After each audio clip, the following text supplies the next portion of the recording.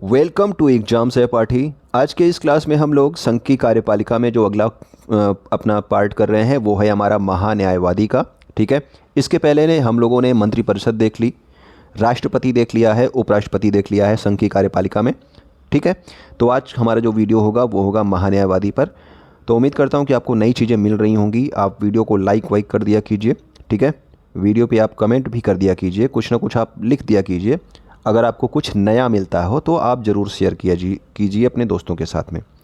आइए स्टार्ट करते हैं। इसमें अनुच्छेद 76 जो है ये बताता है भारत के महान्यायवादी के बारे में, और महान्यायवादी जिसको आप बोलते हो अटॉर्नी जनरल ऑफ इंडिया। ठीक है, तो किस अनुच्छेद में है? तो अनुच्छेद 76 में है। सबसे पहली बात तो आपको ये याद रखना है कि अनुच्छेद 76 में आपका भारत के महान्यायवादी के बारे में बताया गया है। ठीक है, आर्टिकल 76। महान्यायवादी भारत सरकार का प्रथम और सर्वोच्च विधिक अधिकारी होता है। ठीक है, प्रथम आपका विधिक अधिकारी यानी कि कानून का अधिकारी आप समझ लो। ठीक है, तो भारत सरकार का प्रथम और सर्वोच्च विधिक अधिकारी कौन होता है? तो वो महान्यायवादी होता है।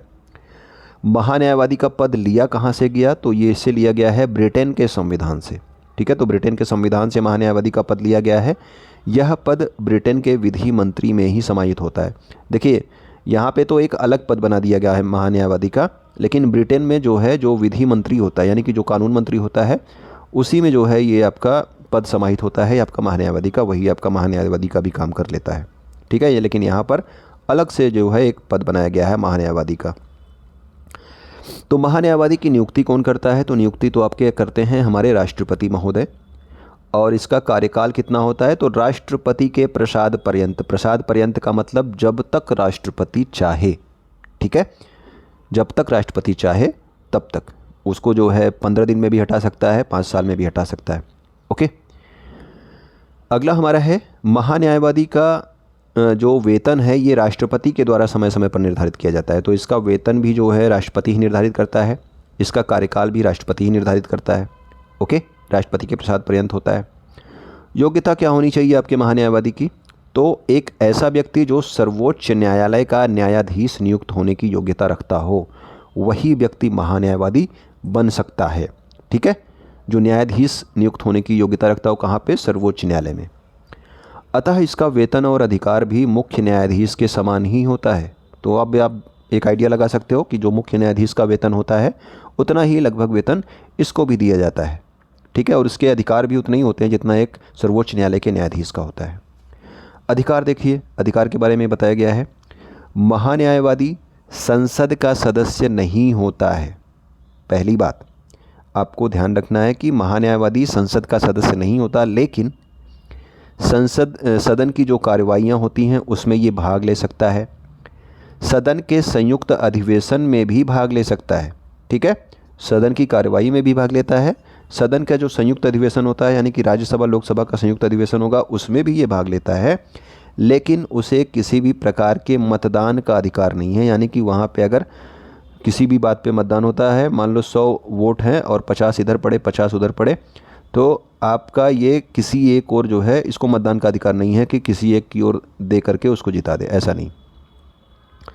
तो ऐसा किस अनुच्छेद में कहा गया? अनुच्छेद 88 में कहा गया है कि जो आपका महान्यायवादी है उसको संसद की किसी भी कार्यवाही में किसी भी प्रकार के मतदान का अधिकार नहीं। जब महान्यायवादी सदन की कार्यवाही में भाग लेता है तो उसे सदन के सदस्यों की तरह विशेषाधिकार, और जितने दिनों तक कार्यवाही में भाग लेता है उतने दिनों का वहाँ पे वेतन भी वो प्राप्त करता है कि उसने सदन की कार्यवाही में भाग लिया है, इस वजह से उसका वेतन बनता है, तो उतने दिनों का उसे वेतन भी दिया जाता है सदन की कार्यवाही में भाग लेने का।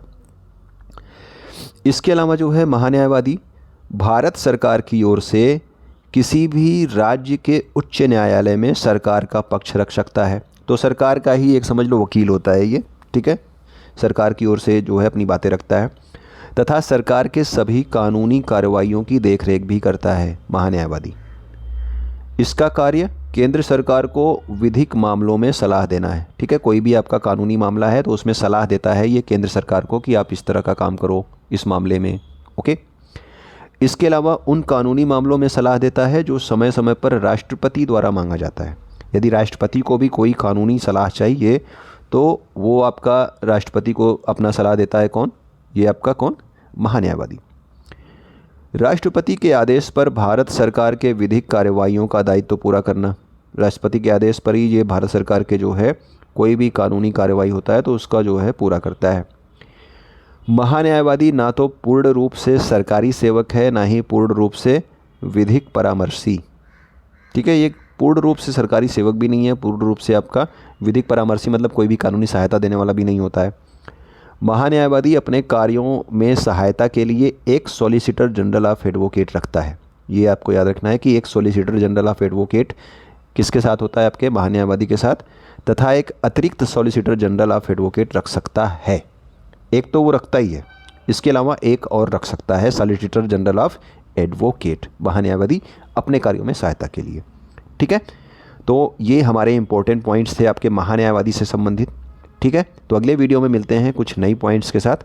तो ये हम लोग कर रहे थे आपके कार्यपालिका के बारे में। अगले वीडियो में हम लोग देखेंगे संघ की विधायिका के बारे में वीडियो। ठीक है, तो वीडियो देखने के लिए आपका बहुत बहुत धन्यवाद।